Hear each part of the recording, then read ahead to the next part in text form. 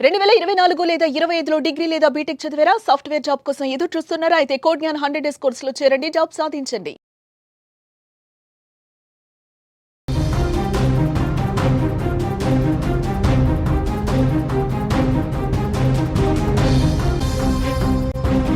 Breaking news చూస్తున్నాం. గండికోట హత్య రహస్యం ఇంకా వీడటం లేదు. వైష్ణవి హత్య కేసులో ఇంకా మిస్టరీ కొనసాగుతూనే ఉంది. ఎటువంటి ఆధారాలు దొరకడం లేదు. ఈ హత్యకి సంబంధించి ఆధారాల కోసం పోలీసులు తీవ్ర ప్రయత్నాలే చేస్తున్నారు. పర్యాటకుల ఫోటోల్లో వైష్ణవి కనిపించినట్లుగా కూడా గుర్తించడం జరిగింది. ఒంటరిగా వైష్ణవి ఆలయంలో తిరుగుతున్నట్లుగా కూడా సమాచారం. గండికోటలోకి ఎంటర్ కాగానే మాధవరాయ స్వామి ఆలయానికి వెళ్లినట్లుగా ఆధారాలు అయితే లభిస్తున్నాయి. గండికోట హత్య రహస్యం ఇప్పటి వరకు వీయటం లేదని తెలుస్తోంది. రోజులు గడుస్తున్నా నిందితులు ఎవరన్నది ఇప్పుడు మిస్టరీగా మారింది. ఆధారాలు దొరకకుండా నిందితులు బాలికను చంపడంతో పోలీసులకు ఇప్పుడు తలనొప్పిగా మారింది. ఆధారాల కోసం తీవ్ర ప్రయత్నాలైతే కొనసాగిస్తున్నారు పోలీసులు. అయితే తాజాగా వైష్ణవికి సంబంధించిన ఒక ఫోటోలు అయితే కనిపించాయి. పర్యాటకులు తీసుకున్న ఫోటోల్లో వైష్ణవి ఒంటరిగా తిరుగుతున్నట్లుగా కూడా అక్కడ తేలింది. గండికోటలోకి ఎంటర్ కాగానే మాధవరాయ స్వామి ఆలయానికి వెళ్లినట్లుగా పోలీసులు ఆధారాలైతే సేకరించడం జరిగింది. ఆలయంలో వైష్ణవి సింగిల్ గానే వెనక కాలేజ్ బ్యాగ్ వేసుకుంటూ నడుస్తూ ఉండడం కూడా అక్కడ మనకి ఫోటోలో అయితే ఆ విజువల్లో కూడా మీరు క్లియర్ గా చూడొచ్చు. అప్పటికే లోకేష్ ఆమెను విడిచిపెట్టి వెళ్లిపోవడం కూడా జరిగింది. దీంతో కాలేజ్ సమయం అయ్యే వరకు గండికోటలోనే ఉండాలని భావించిన వైష్ణవి అక్కడి గుళ్లకు వెళ్లినట్లుగా కూడా మనకి తెలుస్తోంది. ఈ క్రమంలోనే ఆమె దారుణ హత్య చేయబడింది. ఆమెను అన్నలే చంపారనే వార్తలు వస్తున్నా కూడా వారు చంపినట్టు ఇప్పటి వరకు కూడా ఎటువంటి ఆధారాలు దొరకపోవడం ఇప్పుడు ఉత్కంఠను రేపుతోంది. అటు కుటుంబ సభ్యులు ఇటు ప్రియుడు కాకుండా వైష్ణవిని చంపే అవసరం ఎవరికి ఉంది? ఇదే ప్రశ్న ఈ కేసులో మరింత ఆసక్తికరంగా మారుస్తుందని చెప్పుకోవచ్చు. ఇక ఇదే అంశానికి సంబంధించిన మరింత సమాచారాన్ని మా ప్రతినిధి సుదర్శన్ అందిస్తారు. ఎస్ సుదర్శన్, ఇప్పటి వరకు ఉన్న లేటెస్ట్ అప్డేట్ చూస్తే ఒక ఫోటో అయితే మనకి వైష్ణవిది బయటకు వచ్చింది. కాలేజ్ బ్యాగ్ వెనక వేసుకొని ఆ గుడికి వెళ్తున్న పరిస్థితి అయితే మనకి కనిపిస్తుంది. ఇప్పుడు రీసెంట్ గా దీనికి సంబంధించిన అప్డేట్ గా తెలుస్తుంది. మీరేమంటారు? ఏంటి వ్యవహారం మొత్తం కూడా గండికోట లోపల ఉన్నటువంటి రంగనాయక స్వామి ఆలయం చుట్టూనే జరిగింది అని మనం ఇంతవరకు భావించాం. కాకపోతే వైష్ణవిని కోటగుమ్మం దగ్గర లోకేష్ వదిలి వెళ్ళిన తర్వాత ఆ అమ్మాయి మొదటిగా మాధవరాయ స్వామి ఆలయంలోకి వెళ్ళినట్టుగా ఒక ఎవిడెన్స్ పోలీసులకు దొరికింది. ఆ అమ్మాయి ఒంటరిగా వెళ్తూ ఉంది. ఆ సరౌండింగ్ చూసుకోవచ్చు. మాధవరాయ స్వామి ఆలయం లోపల ప్రాంగణం చాలా ఎక్కువ స్పేస్ ఉంటది. ఎక్కువ ఫోటో షూట్లు జరుగుతూ ఉంటాయి. ప్రీ వెడ్డింగ్ షూట్లు కూడా అదే ఆ టెంపుల్ లో ఎక్కువ మంది చేసుకుంటూ ఉంటారు. ఎందుకంటే అది చుట్టూ కూడా తోరణం లాగా ఉంటుంది. మధ్యలో చాలా కోటలాగా ఉంటాయి, కొన్ని గుహల్లాగా ఉంటాయి. చాలా అందంగా ఉంటుంది ఆ ఆలయం లోపల. టూరిస్టులు ఎక్కువ మంది కూడా ఎక్కువ స్పెండ్ చేసేది మాధవరాయ స్వామి ఆలయంలోనే. అయితే ఫోటోలో మనం చూస్తే టెంపుల్ మొత్తం ఒకవైపు అంటే హాఫ్ పార్ట్ టెంపుల్ మొత్తం ఫోటోలో ఎస్టాబ్లిష్ అవుతుంది. ఒక్క పర్సన్ కూడా అక్కడ ఎవరు కూడా వేరే వ్యక్తి కనిపించట్లేదు. కేవలం ఏదో వైష్ణవిని వెనక్కి తిరిగి నిల్చోబెట్టి ఫోటో తీసినట్టుగా ఉంది. అంటే అంత నిర్మానుష్యంగా ఉంది. ఆ రోజు టూరిస్టులు పెద్దగా ఆ టెంపుల్లో గానీ గండికోటలో గానీ లేరు. మొత్తం ఆ సమయంలో 60 మంది మాత్రమే లోపల టూరిస్టులు ఉన్నారని పోలీసులు ఇప్పటికే నిర్ధారించుకున్నారు. కాబట్టి ఆ అమ్మాయి ఒక్కటే సింగిల్ గా లోకేష్ ఎప్పుడైతే కోటగుమ్మం దగ్గర వదిలాడో అక్కడి నుంచి నేరుగా అమ్మాయి మాధవరాయ స్వామి టెంపుల్ లోకి వెళ్ళింది. ఈ ఫోటో టైమింగ్ కూడా 11 నుంచి 12 గంటల మధ్యలో అని చెప్తూ ఉన్నారు. హత్య జరిగిందేమో 12 నుంచి 1 గంట మధ్యలో జరిగి ఉండొచ్చు అని చెప్తూ ఉన్నారు. అంటే వైష్ణవి మాధవరాయ స్వామి ఆలయానికి వెళ్ళింది. అక్కడ కొద్దిసేపు చుట్టూ తిరిగి అక్కడ గడిపిన తర్వాత అక్కడి నుంచి పక్కనే ఉన్నటువంటి రంగనాయక స్వామి ఆలయం దగ్గరికి వెళ్ళింది. అది కూడా వాకబుల్ వేలోనే వెళ్ళింది. అంటే మాధవరాయ స్వామి టెంపుల్ కి వెళ్ళాలంటే గండికోట విలేజ్ నుంచి విలేజ్ ఎండ్ అయిన వెంటనే లెఫ్ట్ తీసుకొని వెళ్లాల్సి ఉంటది వెహికల్ వెళ్ళాలంటే. లేదంటే రంగనాయక స్వామికి మాధవరాయ స్వామి టెంపుల్ కు నడుచుకుంటూ వెళ్ళాలంటే మాత్రం ఒక షార్ట్ కట్ ఉంది. అక్కడి నుంచి అక్కడికి రావాలన్నా కూడా మినిమం 10 మినిట్స్ పడుతుంది.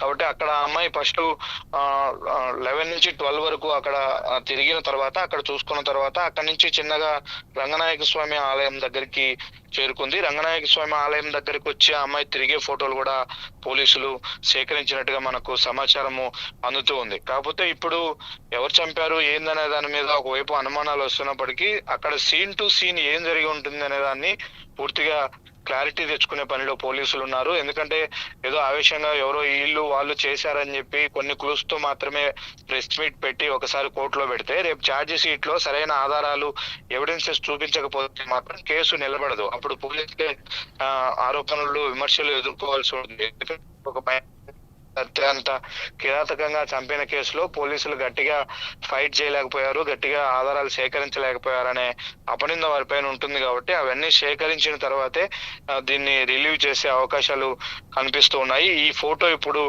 వైరల్ గా మారుతూ ఉంది. ఆ అమ్మాయి అక్కడ ఉన్నది. అయితే ఎవరు తీశారు ఏందనే దాని మీద కూడా పోలీసులు వివరాలు సేకరించారు, వాళ్ళను కూడా విచారించారు.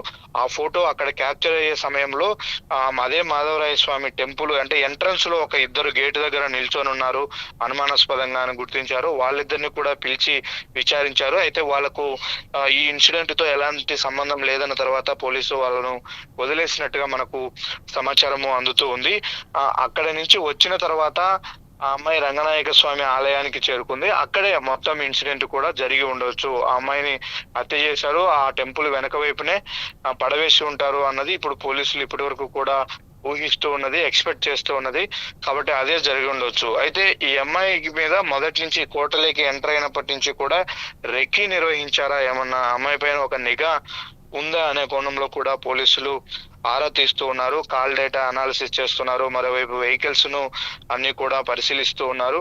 కాబట్టి చూడాలి, ఇంకా 1-2 రోజులు క్లారిటీ రావడానికి సమయం పట్టే అవకాశం ఉందని పోలీసుల నుంచి అంటే అందుతున్నటువంటి సుదర్శన్ సమాచారం. ఒకటి అంటే దాదాపు 1 వీక్ వస్తుంది వైష్ణవి హత్య జరిగి కూడా, అంటే సీన్ రీకన్స్ట్రక్షన్ చేశారు, మొదటి నుంచి కూడా అందరినీ విచారిస్తామని కూడా పోలీసులు చెప్పిన పరిస్థితులు కనిపిస్తున్నాయి. అంటే ఇప్పటి వరకు కూడా చంపిన ఆనవాళ్ళు ఇప్పటి వరకు పోలీసులకి దొరకలేదంటారా? సంఘటనా స్థలంలో ఎలాంటి క్లూస్ అయితే దొరకలేదు. దానికి సంబంధించి తీవ్రంగా ప్రయత్నాలు చేస్తున్నారు. ప్రతిరోజు ఒక టీం అక్కడికి వెళ్తుంది. ఉదయం నుంచి సాయంత్రం వరకు కూడా అన్ని కోణాల్లో అక్కడ విచారణ చేస్తున్నారు. క్లూస్ ఏమన్నా దొరుకుతాయనే కోణంలో సేకరిస్తూ ఉన్నారు. ఎగ్జాక్ట్లీ ఎక్కడ జరిగి ఉంటది, ఎక్కడి నుంచి ఎక్కడికి బాడీ తీసుకెళ్లి ఉంటారు, ఎంతమంది పార్టిసిపేట్ చేసి ఉంటారు, ఇవి ఎస్టాబ్లిష్ చేయాలి ఖచ్చితంగా. వాళ్ళు రేపు సీన్ ఎక్స్ప్లెయిన్ చేయాలన్నా, ఛార్జ్ షీట్ లో మెన్షన్ చేయాలన్నా చేయాలి. తర్వాతే పాత్రదారులు సూత్రధారుల గురించి చెప్పాల్సి ఉంటది. అయితే ఇప్పుడు ఎవరైతే అనుమానంగా ఉందో వాళ్ళని తీసుకొని అదుపులోకి తీసుకొని తమదైన శైలిలో విచారిస్తే వాళ్ళే సీన్ మొత్తం చెప్పాల్సి ఉంటది. చెప్పిన తర్వాత ఆ సీన్ ను తీసుకెళ్లి అక్కడ ఎగ్జిక్యూట్ చేసుకొని రీకన్స్ట్రక్ట్ చేసుకుంటారు. అప్పుడు పోలీసులకు అది నిజమా కాదా అనేది క్లారిటీ వస్తుంది. కానీ ఈ కేసులో అలా లేదు. ఇప్పటి వరకు ప్రత్యక్షంగా ఎవరైతే హత్యలో పాల్గొన్నారో వాళ్ళు ఎవరిని కూడా ఐడెంటిఫై చేసే పరిస్థితి లేదు, వాళ్ళని ఎవరిని కూడా అదుపులోకి తీసుకున్న పరిస్థితి లేదు. కాబట్టి ఎలా జరిగింటుంది అనేది అంతా కూడా అజంప్షనే కేవలం ఇప్పటి వరకు. కాబట్టి ఆ ఎవిడెన్సెస్ కు వాటి కోసం తీవ్రంగా ప్రయత్నాలు అయితే జరుగుతూ ఉన్నాయి. దానికి సంబంధించే పోలీసులు ఆలస్యం చేస్తున్నారు. మీరు అన్నట్టు వారం కాదు, ఇప్పటికి 9 రోజులు అవుతుంది ఈ రోటికి ఈ హత్య జరిగి బయటపడి. ఇప్పుడు బయట నుంచి కూడా వస్తున్నటువంటి విమర్శలు ఏంటంటే గండికోట లోపలే జరిగింది, కోటలోకి ఎవరు వెళ్ళారు ఎవరు వచ్చారు అనేది ఎవిడెన్స్ ఉంది, అక్కడ సెల్ ఫోన్ సిగ్నల్స్ ఉన్నాయి, అన్ని ఉన్నాయి. ఇన్ని టెక్నికల్ సపోర్ట్ పోలీసులకు ఉన్నప్పటికీ ఎందుకు ఎగ్జాక్ట్లీ చేశారు అనే దాని మీద ఎందుకు పోలీసులు కేసు విచారణను ఆలస్యం చేస్తున్నారు, అంటే కావాలనే చేస్తున్నారా, దీనిపైన ఏమైనా రాజకీయ ఒత్తిళ్లు ఉన్నాయా అనే కోణంలో కూడా ఇప్పుడు బయట విమర్శలు వినిపిస్తూ ఉన్నాయి. అయితే పోలీసులు మాత్రం అవన్నీ కూడా తోసిపుచ్చుతూ ఉన్నారు. ఎవిడెన్స్ సేకరించడంలో మాత్రమే ఆలస్యం అవుతుంది. హత్య ఏ విధంగా జరిగింది, ఎవరు చేసి ఉంటారనే దాని మీద క్లారిటీ ఉందనే కోణంలోనే పోలీసులు లీకులు ఇస్తూ ఉన్నారు. అంటే సుదర్శన్, అంటే పోలీసులకి వైష్ణవి హత్య కూడా ఒక సవాల్గా మారిన నేపథ్యంలో బయట నుంచి కూడా చాలా విమర్శలు వస్తున్నాయి. ఇప్పుడు మీరు చెప్పినట్టు వీటన్నింటికి మరి త్వరలోనే పోలీసులు చెక్ పెట్టే అవకాశాలు ఏమైనా కనిపిస్తున్నాయా?